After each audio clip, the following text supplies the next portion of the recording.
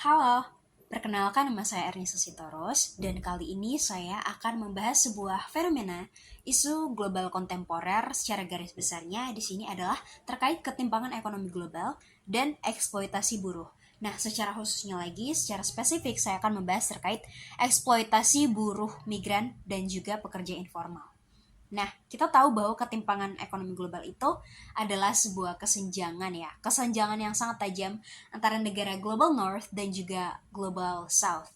Dan teori-teori ataupun pembahasan-pembahasan yang sering dibahas dalam akademisi, penulis, pengamat dari teori kritis itu adalah di mana terjadi eksploitasi buruh migran, yaitu upah yang rendah, kemudian juga kondisi kerja yang sangat buruk, tidak ada jaminan perlindungan hukum, dan juga terdapat diskriminasi dari negara-negara Global North. Kondisi yang terjadi pada fenomena ini yaitu kesenjangan pendapatan, kesenjangan upah, di mana negara-negara maju itu mereka menguasai kapital global, mereka punya akses terhadap pendidikan, teknologi, dan rantai pasok atau global supply chains. Dan kemudian mereka juga mengontrol ataupun mendominasi dalam lembaga-lembaga maupun institusi finansial, keuangan, bank-bank, dan lain sebagainya.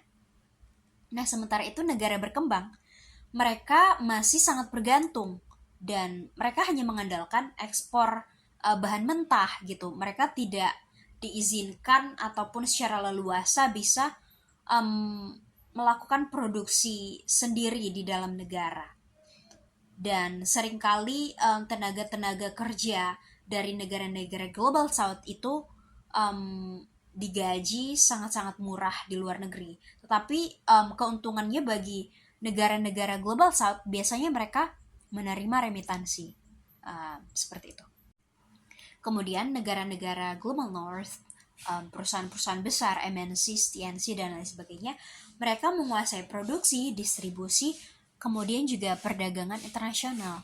Dan biasanya mereka memindahkan pabrik-pabrik, kantor, produksi itu ke negara-negara dengan upah yang rendah. Kemudian regulasinya yang sangat lemah dan juga proteksi ataupun perlindungan tenaga kerja yang sangat-sangat murah. Ada satu fakta yang menarik di mana 1% orang terkaya di dunia itu menguasai 45,8% kekayaan global. Nah, dalam hal ini saya sebelumnya search dan itu merupakan data dari UNDP, kemudian World Inequality Data, dan lain sebagainya. Kemudian juga dari jurnal-jurnal ilmiah. Di mana kita bisa melihat bahwa ketimpangan global itu realitanya seperti itu. Nah, dalam pandangan teori kritis dalam studi hubungan internasional, kita bisa melihat bahwa eksploitasi itu bukan cuma sekedar perilaku buruk dari seorang individu atau perusahaan saja, tapi ini memang produk dari relasi kekuasaan global dan memang dipertahankan secara terus-menerus. Sehingga ketimpangan itu bukan cuma sebuah fenomena biasa, tetapi itu semacam warisan dan terus dipertahankan sampai sekarang. Nah, kita tahu bahwa globalisasi itu menciptakan mobilitas perpindahan orang yang semakin bebas. Orang jadi tidak punya border lagi. Mereka ataupun dunia sekarang bisa melakukan perdagangan secara bebas. Memang terjadi perluasan perdagangan global, kemudian pertumbuhan ekonomi, motor ekonomi, roda ekonomi bekerja, berjalan gitu. Tetapi dalam globalisasi itu sendiri, dia menghasilkan sebuah dinamika yang cukup bertentangan, di mana satu pihak diuntungkan secara besar, namun pihak lain dirugikan, dan kita bisa melihat eksploitasi itu terjadi karena globalisasi tadi, efek dari globalisasi tadi. Nah, dalam hal ini, buruh migran hasil dari globalisasi tadi ataupun pekerja-pekerja informal, mereka dalam hal ini menempati posisi yang paling rentan itu dalam struktur ini, di mana mereka menjadi tumpuan ataupun tulang punggung dari rantai pasok global atau global value chains. Namun mereka juga mendapatkan manfaat yang paling kecil. Nah, ironisnya di sini seperti itu.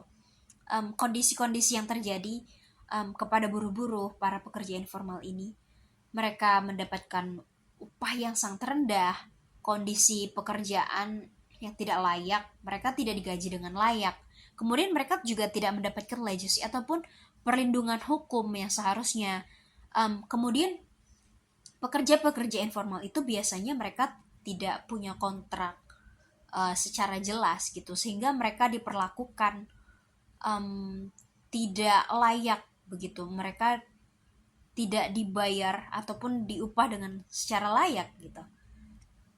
Kemudian juga eksploitasi buruh ini bukan hanya sekedar praktik-praktik individu perusahaan tertentu saja, tapi ini memang menjadi bagian dari struktur ekonomi politik global.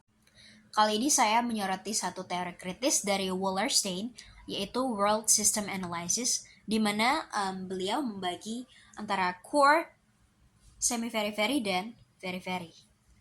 Core itu negara inti, semi-very-very itu negara berkembang, dan very-very itu negara miskin, global north, global south.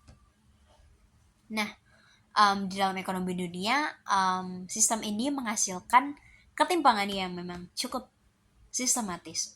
Nah, kemudian Wallerstein juga berpendapat bahwa negara-negara periferi itu mereka mengalami yang namanya super exploitation, di mana posisinya itu mereka sebagai negara yang subordinat, dinomorduakan ataupun termarginalkan dalam sistem dunia, sehingga menghasilkan mereka ketergantungan pada sektor ekspor bahan mentah terutama, kemudian juga ekspor tenaga kerja murah. Nah, namun mereka diabaikan dalam hal perlindungan buruh demi negara-negara maju tadi itu menarik investasi bisa dengan secara besar-besaran. Kemudian juga menghasilkan dominasi nilai tambah dari perusahaan Global North. Eksploitasi terhadap pekerja informal di dalam rantai pasok global itu bisa dilihat sebagai mekanisme kapitalisme tadi, di mana hal ini diciptakan untuk menekan biaya produksi dari negara-negara Global North yang punya perusahaan-perusahaan besar, punya pabrik-pabrik besar. Mereka menghindari regulasi dan mereka mengalihkan tanggung jawab dan resiko-resiko perusahaan mereka itu dibebankan kepada tenaga kerja tadi. Dimana fenomena yang terjadi adalah pekerja-pekerja informal ini mereka tidak dikontrak dengan jelas. Kemudian juga ada pedagang kecil yang terintegrasi dalam rantai pasok global. Kemudian selain itu, pekerja-pekerja informal ini juga biasanya bekerja dalam sektor platform seperti ojek online. Kemudian ada kurir, ada freelancer, digital, dan lain sebagainya. Mereka dieksploitasi secara terus-menerus dan tidak ada peningkat.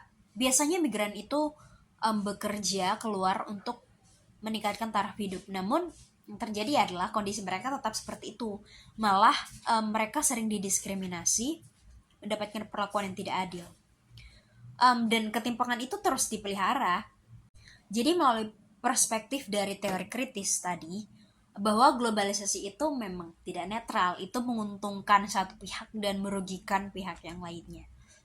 Nah, untuk menghasilkan sebuah perubahan, ini harus diubah karena ini bersifat struktural ya, dan memang sampai saat ini hal ini terus dipertahankan sehingga kita butuh perubahan yang secara besar, dimana dalam hal ini kita membutuhkan penguatan Serikat Buruh Internasional dan kemudian kritik terhadap hegemoni neoliberal, supaya tujuannya memang emansipasi, di mana kondisi buruh itu punya kontrol atas pekerjaan mereka, atas hak dan martabat mereka sendiri. Terima kasih, sekian dari saya.